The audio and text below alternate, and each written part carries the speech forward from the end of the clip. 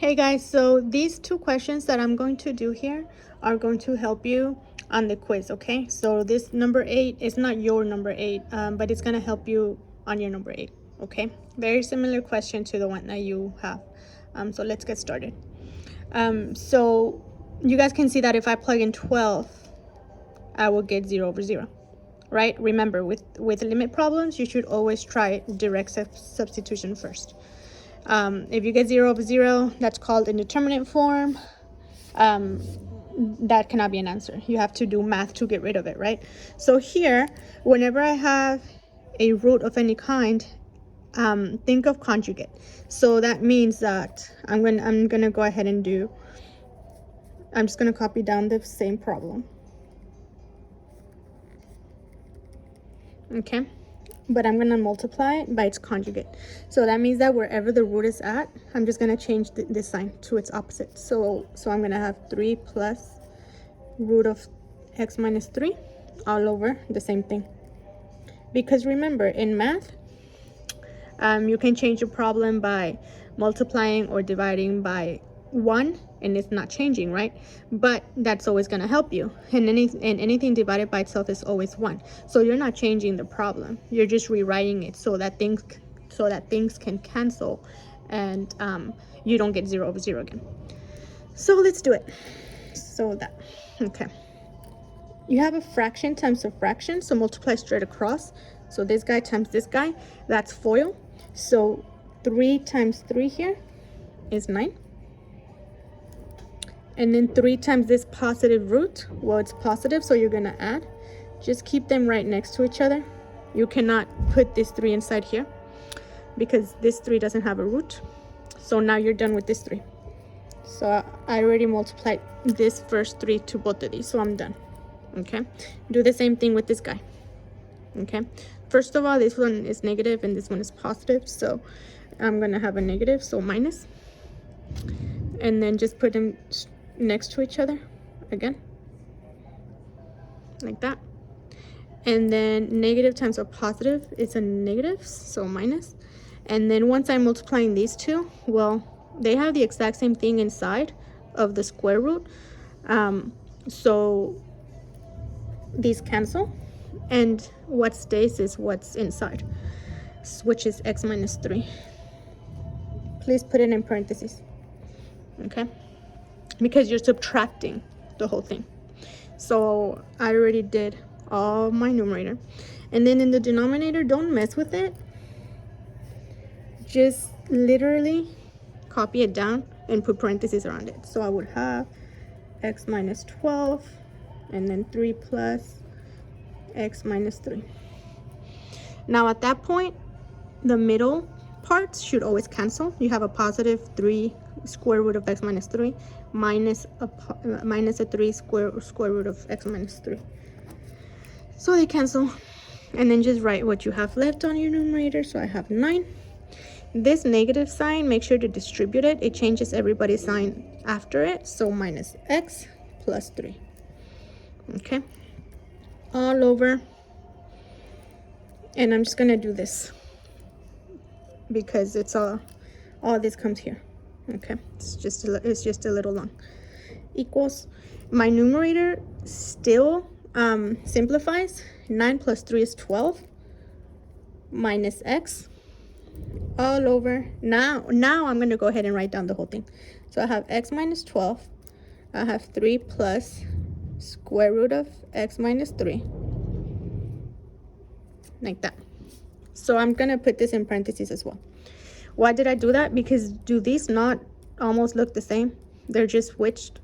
So I'm going to make them look the same. Okay, so if I switch their order, I better take out a negative. So I'm going to have negative x minus 12. Because think about it. I want these two to cancel, but in order for them to cancel, these two, they have to be exactly the same.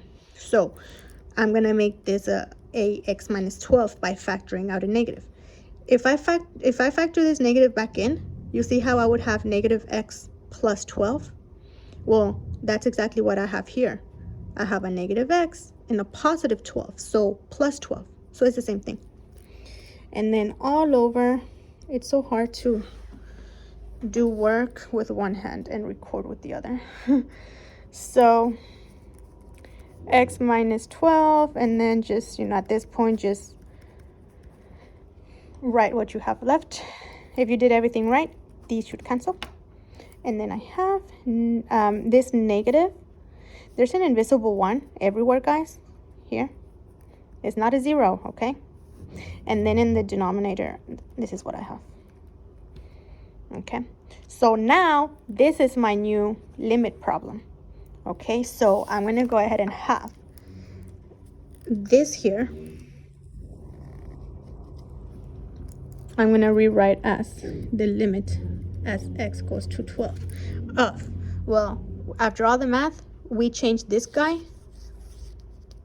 to this guy. So let's write it. So I would have -1 all over 3 plus square root of x minus 3.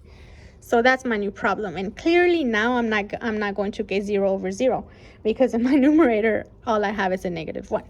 So I would have -1 over 3 plus, and then just plug in 12 into x, and 12 minus 3 is 9.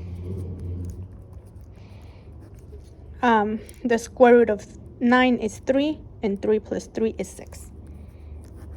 So my answer would be -1 over 6. Easy, right? All right. Now the last one I'm going to help you with is number 9. This one, I am going to help you with your actual problem. So in the actual problem, I tell you that the limit of f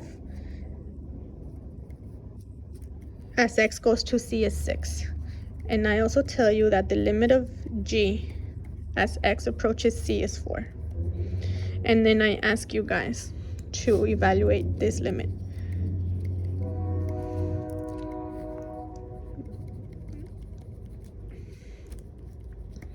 So, of course, I'm not going to do the whole thing, but I'm going to help you out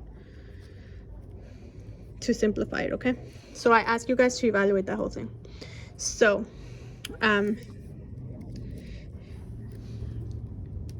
use limit properties. I believe your limit properties was 1.3. You're just breaking up the limit, okay? So you're going to apply this limit to everything inside here. So the first thing I would do is I would have the limit as x approaches c of f of x squared, which is also the limit of f of x as x approaches c, the whole thing squared. Those are all properties, okay? So minus, that's a constant, a number.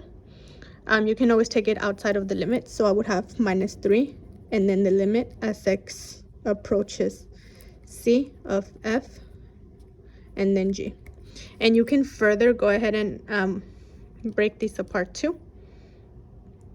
And then I would have plus the limit as x approaches c of the square root of g. Okay, so all of this became this. And then from here, I broke it up like this. So the first term here, I did this. I rewrote it.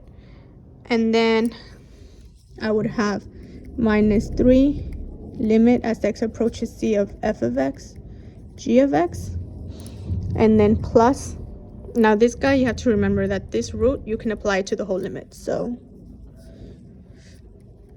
limit as x approaches c of g of x. Okay. And then at that point, you just literally plug in these where they belong. And then you'll get a number. Okay? I really hope this helps. Bye.